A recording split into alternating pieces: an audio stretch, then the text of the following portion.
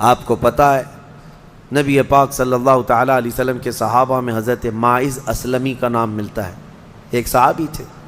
یہ ایک دن روتے ہوئے بارگاہ رسالت میں آپ صلی اللہ علیہ وسلم میں آئے، کہا آقا مجھ سے گناہ ہو گیا ہے۔ حضور نے فرمایا کیا ہوا؟ کہا کہ میں بتا نہیں سکتا۔ حضور نے پھر پوچھا بتاؤ تو صحیح کیا ہوا ہے؟ کہا بولتا ہوں تو منہ کو کلیجہ آ جاتا ہے، کلیجہ منہ کو آ جائے اس طرح کی چیز ہے میں نہیں کہہ سکتا۔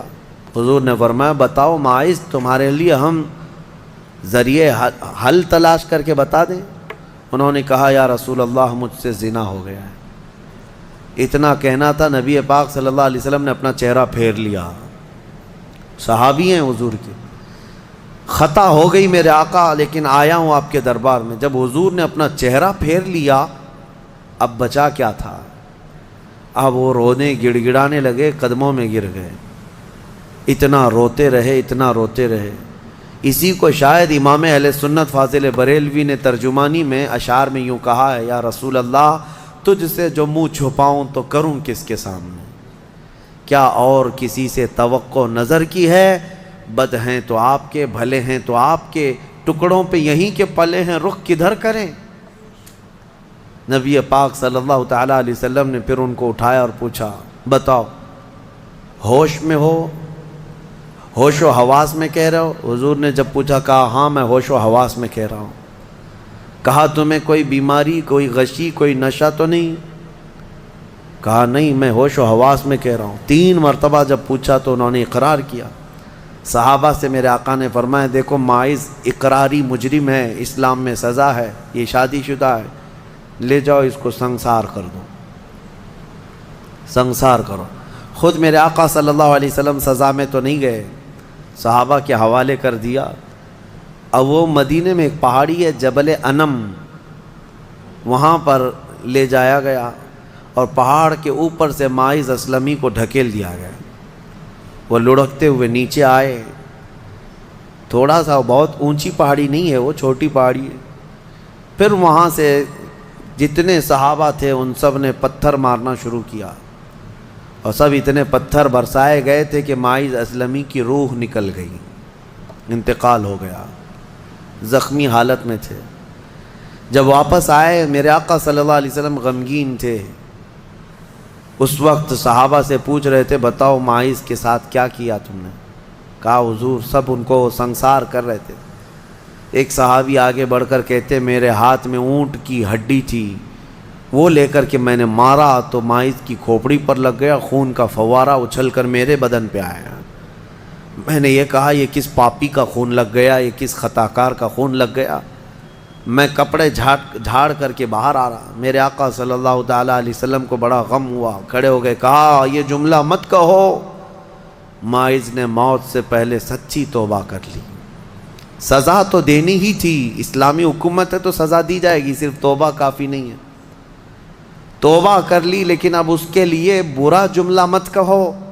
میرے آقا نے فرمایا اللہ تعالیٰ نے ماعز کی سچی توبہ کی وجہ سے جبرائیل کو بھیجا اور یہ فرمایا یا رسول اللہ آپ کے غلام نے ایسی توبہ کی ہے کہ اس کی توبہ کے عوض اللہ نے پورے مدینے والوں کی گناہ معاف فرمایا، سب کی توبہ کے برابر فرما دیا۔ میرے عزیزو سزا تو دی گئی۔ ایک اور صحابی آئے، وہ بھی آئی تھی بارگاہ رسالت میں آپ صلی اللہ علیہ وسلم میں، کہا کہ مجھ سے خطا ہو گئی ہے، حمل بھی تھا۔ حضور نے فرمایا جاؤ بچے کی ولادت کے بعد آؤ۔ بچہ پیدا ہو گیا، وہ بچہ کو 1 دن 2 دن کا بچہ تھا، وہ لے کر کے حاضر ہو گئی، کہا مجھے پاک کر دیجئے، مجھے پاک کر دیجئے۔ ان صحابہ کو یہ ڈر تھا کہ قیامت کی سزا بہت سخت ہے، دنیا ہی میں لے لو بہتر ہے، بہت عظیم ہے سزا جو قیامت کے متعلق فرمایا گیا۔ وہاں تو ہلکی سزا یہ ہے زنا پر کہ فرشتے لوہے کی سلاخ جو ہوتے ہیں وہ گرما کر کے ان کی شرمگاہوں پر مار رہے ہوں گے، اور ان کی شرمگاہوں سے جو پیپ نکل رہا ہوگا محشر کے دن، فرمایا کہ ان کی بدبو سے پورے محشر والے کانپ رہے ہوں گے۔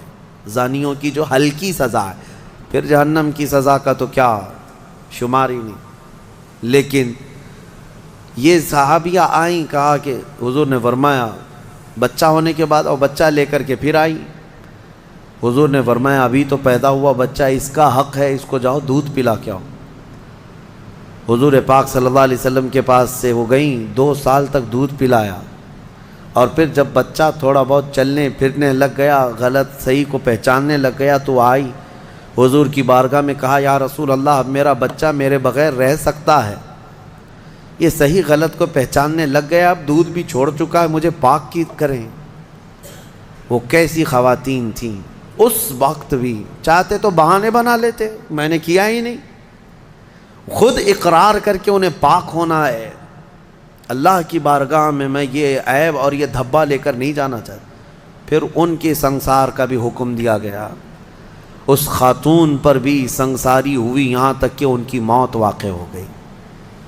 میرے عزیز و اسلام میں بڑی عظیم سزائیں ہیں، صرف میں یہ دنیاوی سزا آپ کو سنا رہا ہوں، اس سے گیس کر سکتا ہے آدمی دنیا میں جو ہائیسٹ سزا ہے اسلام میں وہ زنا پر ہے، لیکن یہ بھی کہا گیا ہے کہ یہ صرف اور صرف 100 میں سے 99 حصہ بھی اس کا یہاں سزا نہیں دی جا رہی، باقی 99 درجے زیادہ حشر کے دن اس کی سزا ہے۔ اگر وہ توبہ کے بغیر مر گیا، اگر وہ پاک ہوئے بغیر مر گیا، اس سے 100 گنا 99 گنا زیادہ جو یہاں دنیا میں سزا دی جا رہی، اس کا 99 درجے زیادہ حشر کے دن وہ سزا پائے گا۔ اسی لیے وہ دن یاد کر کے ہی جان پگھل جاتی ہے، جسم تھر تھر کانپنے لگتا ہے، وہ قیامت کا منظر۔ اللہ کریم ہمیں ان تمام برے فواحشات سے محفوظ فرمائے۔